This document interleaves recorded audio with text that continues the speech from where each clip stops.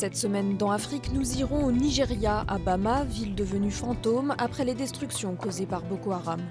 Nous verrons ensuite pourquoi la présence chinoise passe de plus en plus mal à Madagascar. Enfin, nous rencontrerons des marins du Cap qui participeront à la course à voile Cape to Rio dès lundi. Mais d'abord, les titres de l'actualité. La famille d'Anis Amri en Tunisie réclame le rapatriement de son corps. L'auteur présumé de l'attaque au camion bélier de Berlin a été tué par la police italienne à Milan vendredi dernier. Il faut que la vérité soit faite sur la mort de mon fils. Il a été tué alors qu'il était encore un suspect présumé. Une vidéo diffusée par l'agence de propagande de l'État islamique indique qu'Anis Amri avait fait allégeance au groupe djihadiste. Son cas n'est pas isolé. L'ONU estime que 5500 ressortissants tunisiens ont rejoint les rangs d'organisations terroristes. Habitants, forces de sécurité et personnalités politiques s'inquiètent face à la perspective du retour de ces milliers de djihadistes en Tunisie. Samedi dernier, des centaines de Tunisiens ont manifesté devant le Parlement. De leur côté, les forces de sécurité intérieure exhortent le gouvernement à prendre des mesures exceptionnelles, comme la déchéance de nationalité pour les individus ayant combattu en Irak, en Syrie ou en Libye. Une nouvelle fois, le président nigérian Muhammadu Buhari a annoncé la fin de Boko Haram. Son armée aurait chassé les islamistes de leur dernier bastion dans la forêt de Sambisa au nord-est du pays. 2 jours plus tard, l'armée nigériane a diffusé des images montrant des militaires dans un village qui semble abandonné. Et une nouvelle fois, Boko Haram a riposté dans cette guerre de communication avec une vidéo où son chef Aboubakar Shekau conteste avoir été chassé. Aboubakar Shekau et ses principaux lieutenants restent introuvables, mais des djihadistes ont été remarqués ces derniers jours aux abords de la forêt de Sambisa et en direction du lac Tchad et de la frontière camerounaise. Et justement, un kamikaze a tué 2 civils dimanche dernier à Mora, dans le nord du Cameroun, en se faisant exploser. Le gouverneur de la région estime que l'homme visait une église le jour de Noël. Les soupçons se portent sur Boko Haram, très actif dans la région.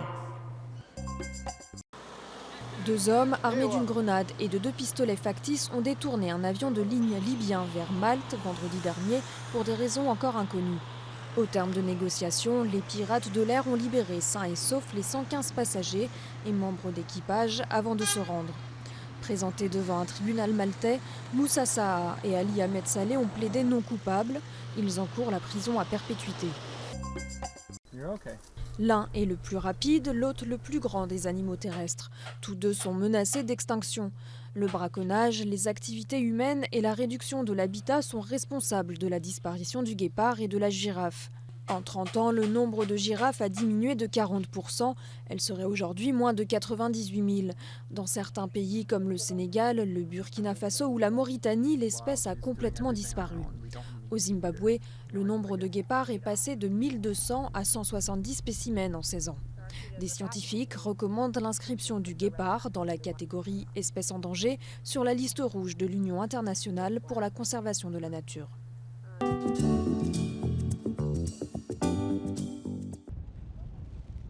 Des maisons éventrées, une mosquée en ruine et des rues vides, Bama est une ville fantôme. Le groupe islamiste Boko Haram a pris d'assaut cette ville de l'État de Borno il y a plus de 2 ans. Les insurgés l'ont mis à feu et à sang pendant 7 mois. Aujourd'hui, il ne reste plus rien. Les habitants ont tout perdu, même leur hôpital.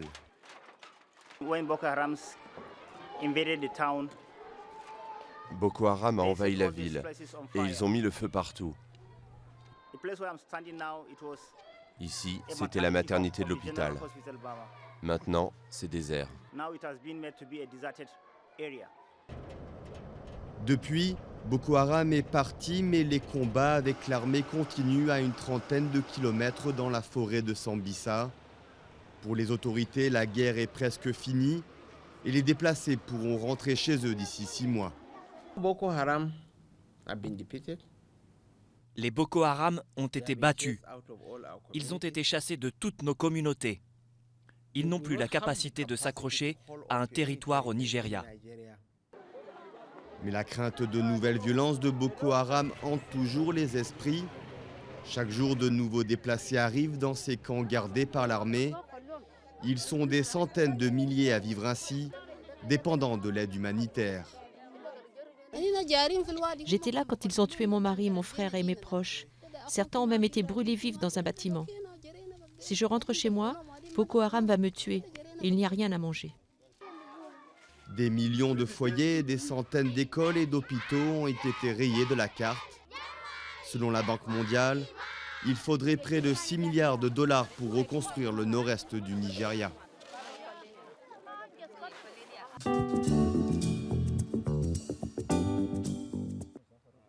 Une mine d'or abandonnée avant même l'arrivée des premiers mineurs. La société chinoise qui l'exploitait a quitté précipitamment les lieux pour fuir la colère de la population locale. Ne restent aujourd'hui que des tentes vides et quelques vestiges de la présence chinoise. La société pense vraiment qu'on est en droit de revendiquer, de rester, mais pour l'apaisement social, on a préféré se retirer. Pendant plusieurs mois, la ville de Soamaina, au centre de Madagascar, a vécu au rythme des manifestations. Les habitants dénoncent le permis d'exploitation de 40 ans, signé avec l'entreprise chinoise, et l'impact négatif sur l'agriculture locale. Le pays n'est pas à vendre. L'amour ne peut pas être acheté par certaines personnes. Madagascar appartient aux Malgaches. Ici, comme partout à Madagascar, l'hostilité grandit face à la Chine, premier partenaire commercial du pays. En quelques années, et comme partout en Afrique, l'Empire du Milieu a multiplié les investissements pour financer des routes, des hôtels ou encore des hôpitaux. Aujourd'hui, plus de 800 entreprises et 60 000 citoyens chinois sont installés sur l'île, ce qui provoque des tensions avec la population locale. Je pense que c'est un problème pour les Chinois qui font des business à l'étranger. Et ils aiment se réunir dans la communauté chinoise. Ils ne connaissent pas les étrangers, ils ne connaissent pas les Malgaches, ils ne savent pas comment les gens locaux ils parlent, comment ils se communiquent ensemble. Donc on reste que dans la communauté chinoise. En signe d'apaisement, le président malgache a récemment inauguré une route aux côtés de l'ambassadeur de Chine à Madagascar.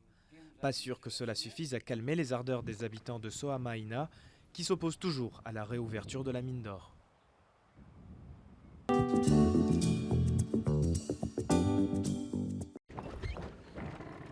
Ces marins viennent d'un quartier du Cap connu pour la drogue et les gangs, pas pour les yachts.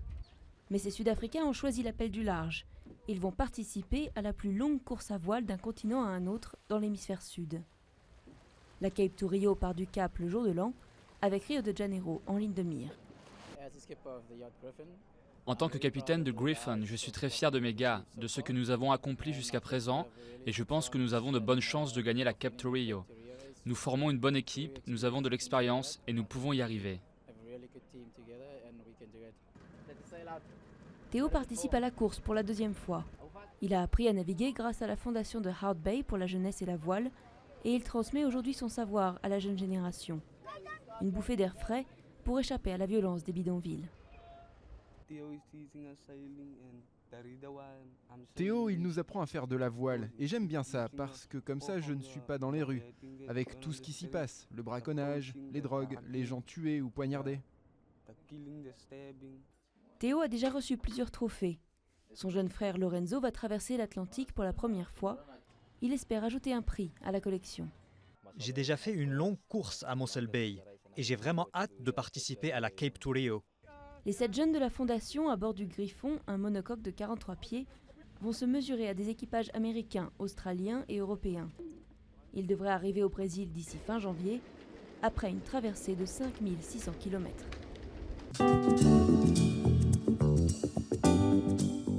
Dernière semaine de préparation pour les footballeurs avant le début de la Coupe d'Afrique des Nations.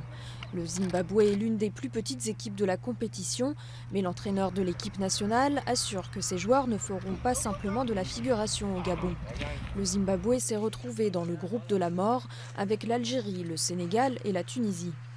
L'Ouganda, qualifié pour la CAN pour la première fois depuis 1978, affrontera le Mali, l'Égypte et le Ghana en match de poule. La semaine prochaine, nous irons au Gabon, pays organisateur de la CAN, qui espère que le coup d'envoi du tournoi fera oublier le climat politique tendu après la réélection du président Ali Bongo. À la semaine prochaine.